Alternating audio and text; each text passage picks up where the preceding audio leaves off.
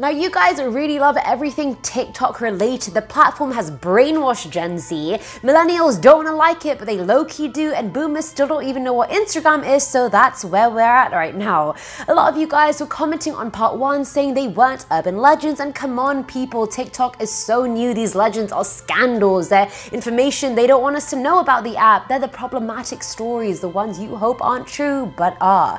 What is up you guys? Hope you're having an awesome day. I'm your host Ayman Hassan, and welcome back to another video. Today I am coming at you with the top 10 scary TikTok urban legends part 2. Starting us off at number 10 is Vine 2.0. Now I'm not gonna lie to you guys, I still think Vine was one of the best creations of the social media age ever. 7-second videos that were legitimately hilarious, not just breathe some breath out of your nose funny, but crack up, laugh out loud funny. The platform launched so many people into stardom like Shawn Mendes, Tori Kelly, Lele Pons, Marcus Johns, and so on. But the main reason Vine was shut down is because it had no longevity. There was no way creators could make money on the app itself. Sure, it could help them gain followers on other social medias, and that in turn made them money, but the app itself had no ads or monetization. Similarly, people think the same thing is going to happen to TikTok since there's no direct monetization on the app. Sure, TikTokers do get sponsored and make TikToks advertising whatever it is, but again, that's not connected to the app. It's a deal the influencer made with the company, and then they agreed on a video.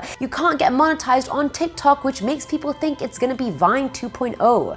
I hope it is so they can finally just bring back Vine and just let the world be happy again, because I haven't been happy since Vine shut down. Coming in at number 9 is the Pedophile Magnet Part 1. TikTok is literally a cesspool of pedophiles, and that is no exaggeration. It's like the app was sent from the heavens above for all these perverted individuals. Yes, I know TikTok's minimum age requirement to sign up is 13, but they do absolutely nothing to check that is your actual age during the sign up. Hence, there are so many kids that aren't 13 yet on the app using it and being exposed to all these online predators. Okay, look at Twitter for example. I created my account when I was 12 years old and I lied about my age. Then last year I wanted to correct it, so I put my actual date of birth and I got locked out of my account and banned because the app knew I wasn't 13 when I made it all those years ago. Then all I had to do to get the account back was tell them that someone of age made the account for me at the time, which again is not true. One of my friends had the same thing happen to her, and she just sent a picture of her older sister's ID and her account was reactivated. Twitter doesn't know that's not you. I mean, how could they? And that's a platform that's actually checking, and you can still finesse them. So imagine how much finessing is going on TikTok. There's just no accountability whatsoever. At number 8, we have the Pedophile Magnet Part 2. So now that we've covered the fact that there are young kids on the app, let's delve deeper. I feel like 13 years old is already still quite young to be on the app. Content is getting more aggressive, more cruel. People are out here abusing animals and whatnot, and it is not cool. We've seen girls as young as 8 years old be groomed on TikTok. 8 years old. 8 years old. Most pedophiles pose as a child on the app anyway and then search for videos with children in them. And as I mentioned in part 1 of the series, the algorithm tends to suggest accounts that are similar to the one you just followed. Meaning if a pedo just found a kid's account to follow, that would automatically lead them to 10 other children's accounts in the suggested area. If anything, the app is fostering how easy it is to be a predator. One dad was horrified at the messages his 10-year-old son was getting from an older man telling him to stop effing ignoring him and his messages, and so on. Yes, as a parent, you can go into the settings of the app and turn on the restricted mode, but you're kidding yourself if you think your child won't just change it right back. I want a call to action for TikTok to actually give a shit about the safety of its users. Who's with me? Comment down below. Also guys, it's a fake tattoo. A lot of people were asking if it was real, it's fake. Filling at number 7 slot are the scandals. Now most platforms care about what goes on with its users and what they're doing. You don't want to be that app that lets their users be ignorant and racist and not do anything about it. Now I'm not saying that's TikTok, I'm just saying that for any app. However, based on money and statistics, I don't think TikTok really cares about what kind of content its users put out.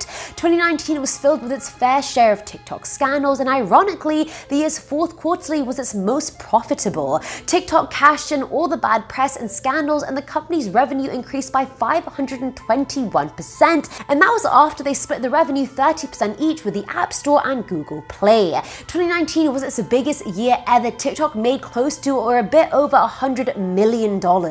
But forget what they did do. What did they not do? They didn't ban any problematic TikTokers. They didn't make stricter guidelines of what you can and cannot post because they don't care. Any publicity is good publicity publicity for them, which is why I frankly do not stan. Now at number 6 is stealing dances. I love the dances people create on TikTok. They're so fun and they're so short and it's like, yes girl, yes. But there's also a problem.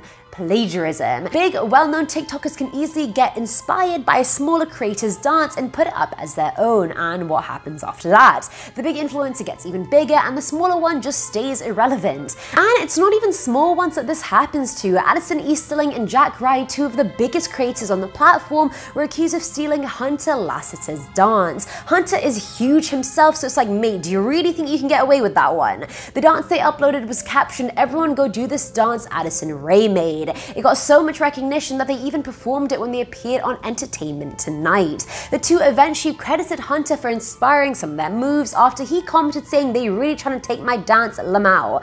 Dance stealing is becoming a serious problem on TikTok, and I know amid this pandemic that's the least of our concerns, but it's still a thing. But also, if I'm being real right now, 90% of dances on the app are the same moves in a different order. Tell me I'm wrong. You can't, because I'm right. Okay, I'm stopping. Coming in at number 5 are eating disorders. Social media is a direct villain to people's self-esteem and the image they have of themselves, and TikTok is the antichrist of that along with its brother, Instagram. Thousands of users share videos of what they've been eating in a day because of quarantine, as well as the calories and obviously how to lose 3 kilograms in a week. One video posted by a girl with an eating disorder shows her in a hospital room talking about how scared she was of gaining water weight. On the flip side, another user posted a video answering how they lost weight with a picture of cigarettes popping up.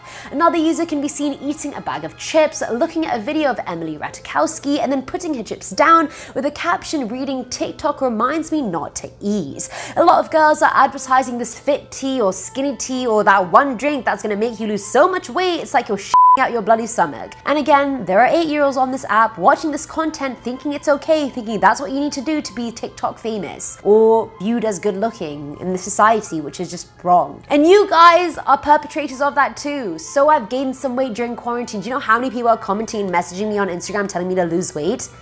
All y'all haters. And number 4 is the mugshot challenge. I feel like TikTok can somehow make anything into a challenge no matter how disrespectful it is. As long as you use the appropriate hashtags and make it fun, who really cares who it's triggering, am I right? Wrong. The mugshot challenge involved creators putting makeup on as if they were having their police mugshot taken. In James Charles's version, for example, he had a black eye, a bloodied nose, and all-around facial bruising. Hype House's Ivani Gregg did it, Karina from Vlog Squad did it, and the hashtag was looked at over 155 million times. Guys, that is a lot of bloody people. Netizens called the whole challenge triggering, and honestly, it is. People who are having their mugshot taken for whatever reason don't want to be there in that position. Who the hell wants to be arrested? Not a single person. Those people who have real bloodied noses, real black eyes, have traumatic experiences behind them. They can't get rid of those bruises with a makeup wipe like these influencers can.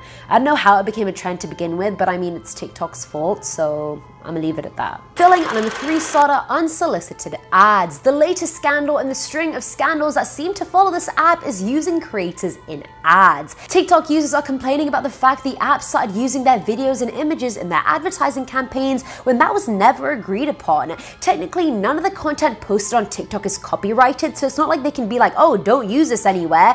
But as a brand themselves, people aren't signing up to be TikTok salesmen. It's a PR disaster and a violation of the creator's privacy, and they're not even getting compensated for the new users they're bringing in.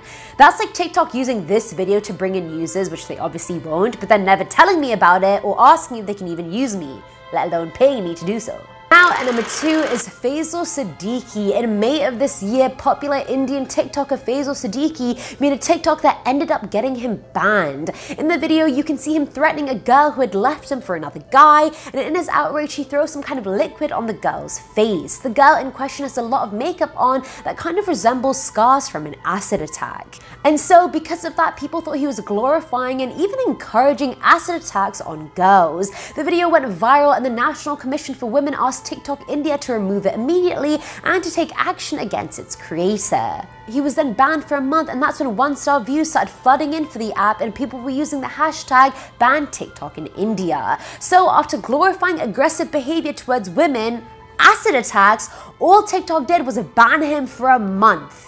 Nice. Nice. Who's gonna hit the wall on that one? No one. And finally, at number 1 is neo-Nazism. There are users on this app legitimately calling for violence against people of color and Jewish people. Some users say this, and this is verbatim: kill all N-word, all Jews must die, and no, that word is not censored on the app. White nationalism and supremacists on the app are getting out of control, and TikTok is doing a shockingly horrible job at moderating them and keeping them in check. Accounts are supporting Atomwaffen, a violent neo-Nazi group that has legitimately been linked to murdering several Jews across the US. The hashtag Free Dylan Roof has been trending on the app, and if you're unaware, Dylan Roof killed 9 African Americans at a church back in 2015 and is currently serving 9 consecutive life sentences.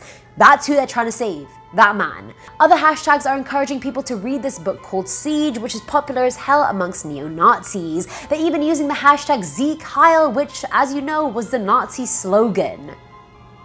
Hello! And that is it for today's video, guys. Urban legend is one thing, but facts are facts, you guys. This whole video has been facts about how TikTok is problematic as hell. Let me know what you guys thought in the comments below. As always, I've been your host, Eamon Hassan, and I'll catch you in the next one. Bye!